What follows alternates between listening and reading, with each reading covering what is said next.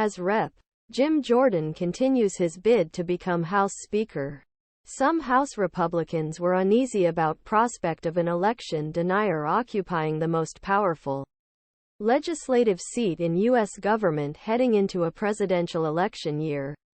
ArrowRight Jordan, who abandoned his presidential bid on Friday after his third defeat in House of Representatives, has been among the most prolific and vocal GOP lawmakers trying to convince voters that 2020 election was stolen from former President Donald Trump and helping Trump.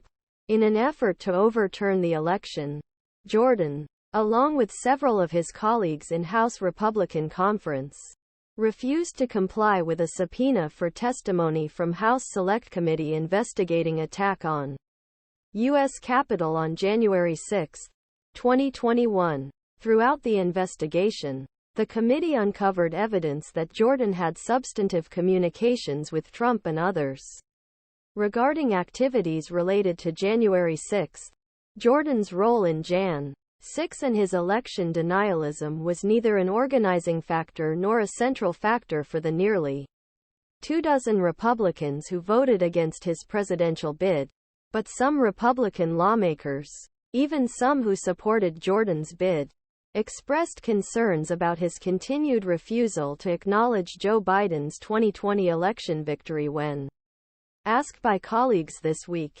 Despite disappointing midterm performance in 2022, which saw election-denying candidates suffer a series of high-profile losses, election denialism remains powerful but troubling problem in the Republican Party. Among scores of lawmakers who said Friday they would seek to fill the vacant speaker's seat, only Rep. Tom Emmer voted to certify 2020 election. Reps. Byron Donalds, Kevin Hern, Mike Johnson and Jack Bergman objected to the certification. Some staff members on House Select Committee investigating Jan. 6 drew parallels between the tactics used to fuel false claims of election in 2020 and pressure campaign against those who left Jordan this week. At a conference call Monday evening, when Jordan was asked by Rep. French Hill whether he believed Trump had won 2020 election, Jordan refused to answer the question directly. According to lawmakers present at closed door, he answered the question as if it was February 1, 2021, said one lawmaker, who spoke on condition of anonymity to disclose details of the private meeting.